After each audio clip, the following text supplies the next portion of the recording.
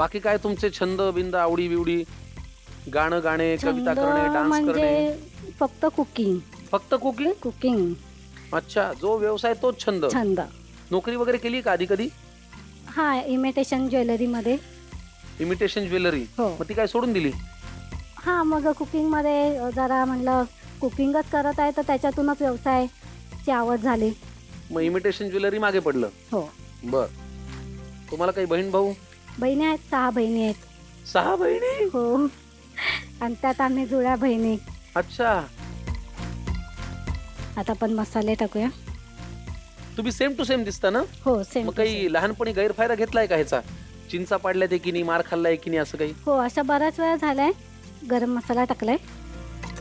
आता हळद, लाल तिखट.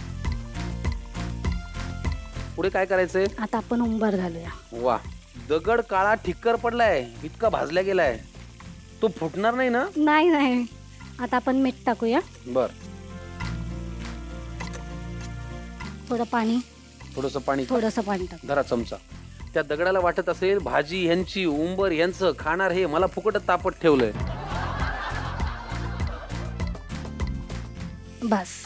आता काय करायचंय? आता आपण त्याला फोडणी द्यायची. कशाला? फोडणीचा. दगडाला? दगडाला. आणि काय फोडणी पात्र घ्यायचं हा, का? फोडणीचं पात्र हवे त्याला. बर, मग आपण एक काम करू, गॅस बंद करू आणि हा दगड थोडासा असा बाजूला ठेवू.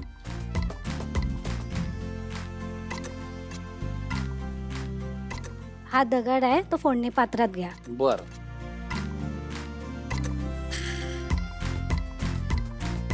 पुढे? आता त्याच्यावरती थोडंसं तेल.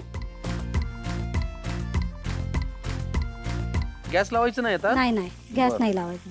तेल बघा. दगड गरम आहे ना. बस बस बस. पुरे का? पुरे पुरे पुरे.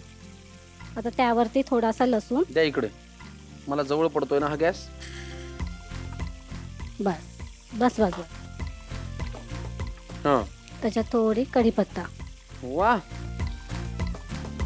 आता तो दगड, ही फोडणी ह्याच्यामध्ये टाकायची. दगडासह फोडणी? हो. हे मी पहिल्यांदा करतोय, सो मी फार एक्साइटेड आहे. मी माझ्या आयुष्यात पहिल्यांदा दगडाची फोडणी देतोय आणि म्हणून मी ही लुडबुड करतोय. दगडासह ना हो, नक्की? दगडासहित. अच्छा.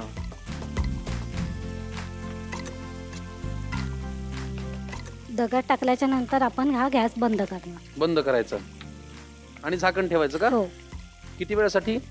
5 मिनिटं. उंबर आपले शिजलेले आहेत. अच्छा, म्हणजे त्या दगडाचा जो स्मोकी फ्लेवर आहे, त्याचा हो. जो अरोमा आहे, तो उंबरामध्ये छान असा पसरला पसरला पाहिजे. जातो. बरोबर. मी एकतर उंबराची आमटी हा पदार्थही पहिल्यांदा खाणार आहे, दगडाची फोडणी ही पण मी पहिल्यांदा पाहिली, त्याच्यामुळे माझ्यासाठी सगळंच नवं नवं आहे. किती वेळ वाट बघायची, कारण उंबर शिजलंय? शिजले, झालंच आहे. काढू झाकण? हो, झाकण काढा. अरे वा, दगड अजूनही गरम आहे. हो वा, उंबरही शिजलेलं आहे छान आणि दगडाच्या फोडणीचा फ्लेवर त्याच्यामध्ये उतरलेला आहे. फॅन्टास्टिक. वा, कमाल. दगडाच्या फोडणीचा वापर करून आपण तयार केलेली आहे उंबराची आमटी. कशा बरोबर खायची? भाकरी, भातासोबत, कशासोबतही. मस्त. तुम्हाला हवा तो पदार्थ सोबतीला निवडा, पण उंबराच्या आमटीचं साहित्य आणि कृती लिहून घ्या दगडासह. उंबराची आमटी. 4 व्यक्तींसाठी लागणारे साहित्य: वाफवलेले उंबर 1 वाटी, बारीक चिरलेला कांदा 1 वाटी, बारीक चिरलेला टोमॅटो 1 वाटी, कढीपत्ता 10 ते 12 पानं, कोथिंबीर आवडीनुसार, बारीक चिरलेला लसूण 2 चमचे, जिरे 1 चमचा, मोहरी 1 चमचा, गरम मसाला 1 चमचा, लाल तिखट 1 चमचा, हळद अर्धा चमचा, मीठ चवीनुसार. कृती: प्रथम फोडणीसाठी दगड गरम करायला ठेवा. एका बाजूला कढईत तेल घाला. त्यात मोहरी, जिरे, 1 चमचा बारीक चिरलेला लसूण, 5 ते 7 कढीपत्त्याची पानं, बारीक चिरलेला कांदा, बारीक चिरलेला टोमॅटो घालून परतून घ्या. आता त्यात गरम मसाला, हळद, लाल तिखट घालून परतून घ्या. आता त्यात वाफवलेले उंबर घालून परतून घ्या. शेवटी त्यात मीठ आणि 1 ग्लास पाणी घालून एकजीव करून घ्या. आता गरम दगड एका फोडणी पात्रात घ्या. त्यात तेल, 1 चमचा बारीक चिरलेला लसूण, 4 ते 5 कढीपत्त्याची पानं घाला. आता दगड आणि फोडणी उंबर आमटीत घालून एकजीव करून घ्या आणि झाकण लावून शिजवून घ्या. शेवटी कोथिंबीर घालून सर्व्ह करा. उंबराची आमटी तयार.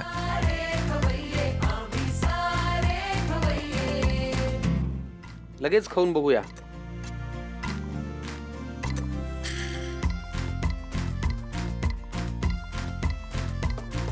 भारी झाली हो, छान चविष्ट झाली. चवदार एकदम खमंग झालीये. त्या दगडामुळे जी त्याला फोडणी मिळाली आणि जो तो फ्लेवर अरोमा ज्याला म्हणतो ना आपण, बरेचदा आपण काही रेसिपींना चारकोल फ्लेवरचा एक अरोमा देतो. आज हा स्टोन फ्लेवर मिळालाय. फारच कमाल, फार छान. अपर्णाताई एक नंबर. एवढं छान झालंय की आम्हाला अजून एक पदार्थ बघावासा वाटतोय. त्याचं नाव काय?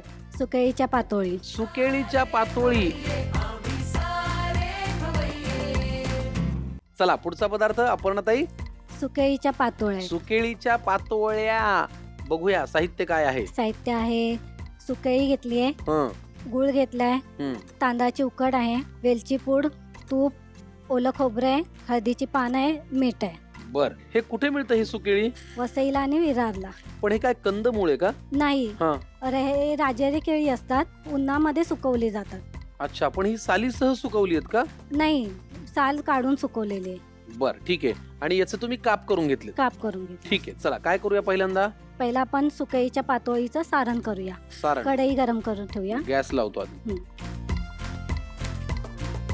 काय काय या सारणामध्ये? आता त्याच्यामध्ये आपण तूप घालूया. घ्या.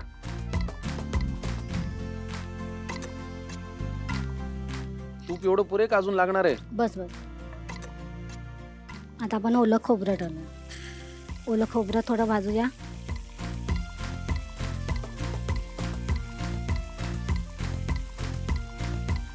गुळ टाकलाय आपण आता. बर. याच्यात काय घालायचं पुढे? पुढे आपण सुकळी सुकेळीचे टाकूया. काप घाला. सुकळीचे काप.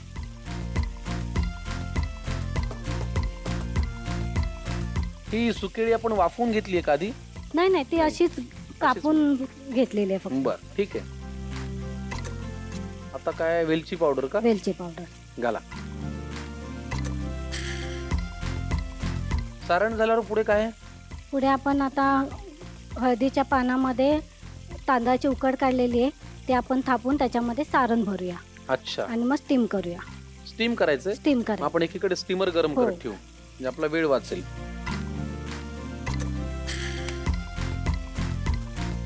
सारण आपला तयार आहे. गॅस गॅस करतो बंद बंद. करा. हळदीचं पान घेऊया आपण हा,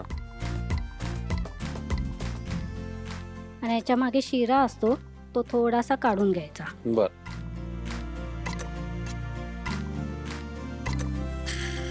हळदीच्या पानांना आपण तूप लावून घेऊया थोडस.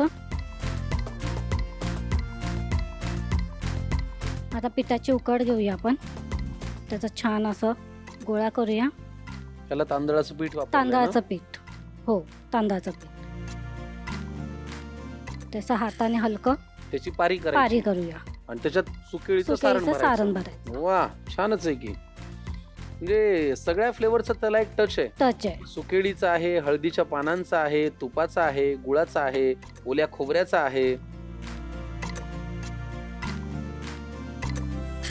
हे असं सारण भरून अच्छा. हळदीचं पान हे असं फोल्ड करायचं. मस्त की हो, छान आहे. थोडं दाबून घ्यायचं म्हणजे सारण बाहेर नाही. हा, आणि तांदळाची ती उकड जी आहे ती फुटणार नाही. हो. छान, मस्त. इकडे स्टीमरला छान वाफ आली बरं का.